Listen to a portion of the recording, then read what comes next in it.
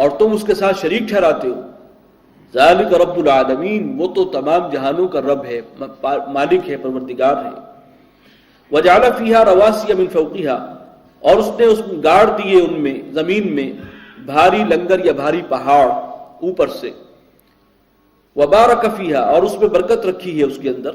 وقدر فیہا اقواتہا، اور اس زمین میں اس کے جو غذائی ذخیرے ہیں اور جو بھی توانائی کے ذخیرے ہیں وہ سب ودیعت کر دیے، جو پوٹینشلز ہیں وہ اللہ تعالیٰ نے پہلے سے ودیعت کر دی ہیں اس زمین میں.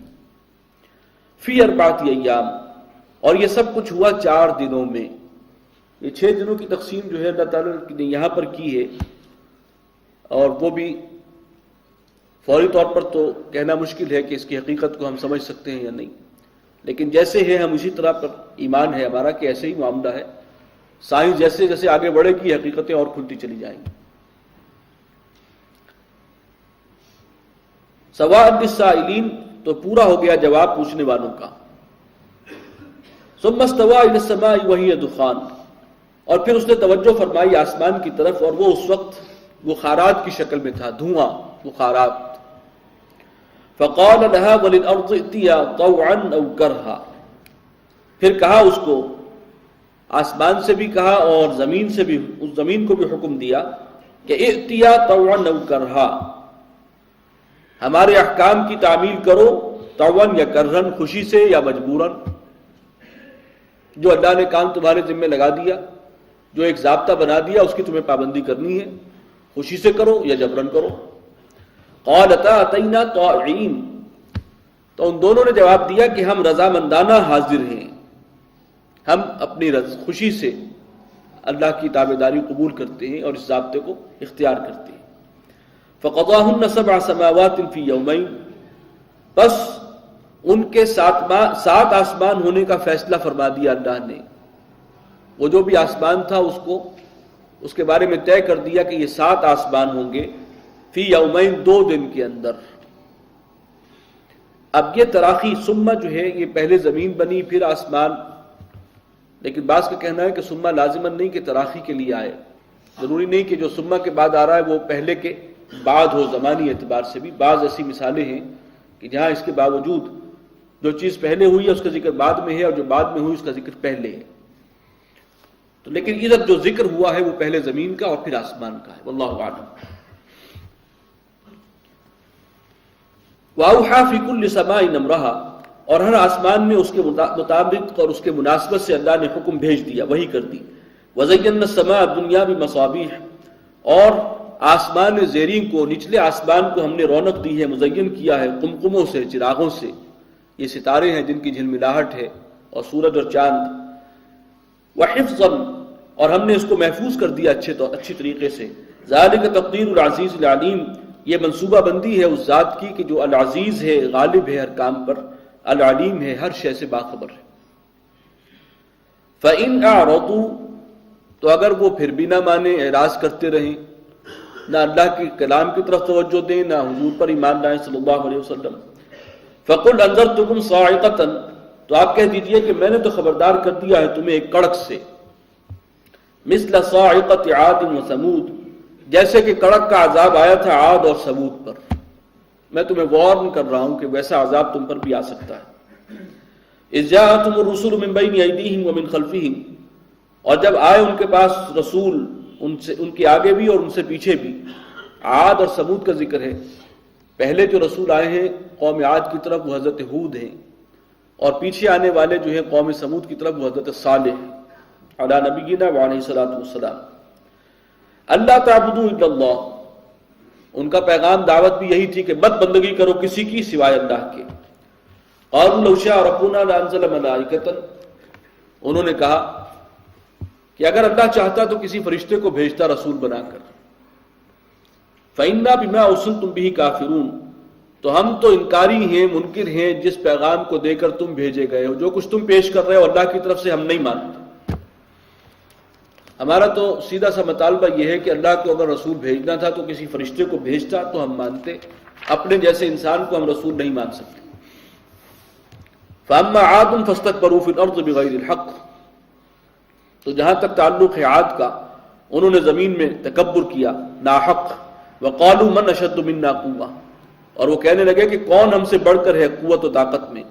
اولم يروا ان اللہ الذی خلقهم، کیا انہوں نے غور نہیں کیا کہ وہ اللہ کے جس نے انہیں پیدا کیا، جو ان کا خالق ہے، ہوا اشد منہم قوة، وہ بہت بڑھ چڑھ کر ہے ان سے قوت اور طاقت میں. وَكَانُوا بِآيَاتِنَا يَجْحَدُونَ، اور وہ ہماری آیات کا برابر انکار کرتے رہے.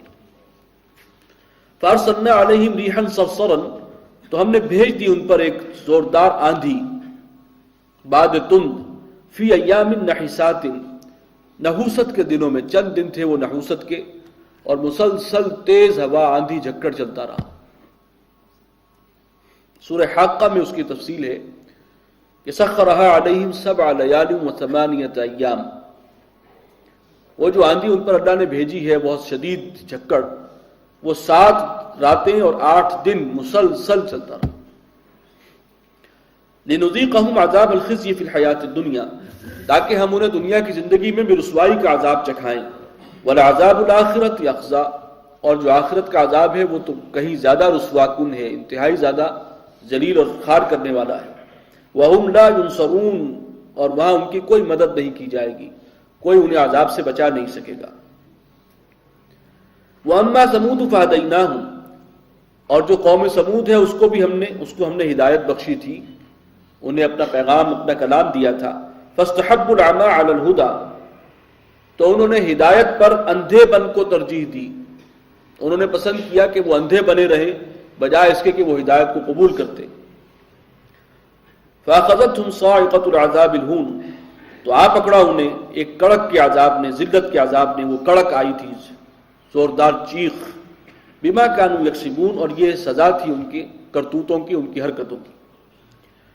وَنَجَّيْنَا الَّذِينَ آمَنُوا وَكَانُوا يَتَّقُونَ، اور بچا لیا ہم نے اہل ایمان کو اور ان کو کہ جو تقوی کی روش اختیار کرتے تھے.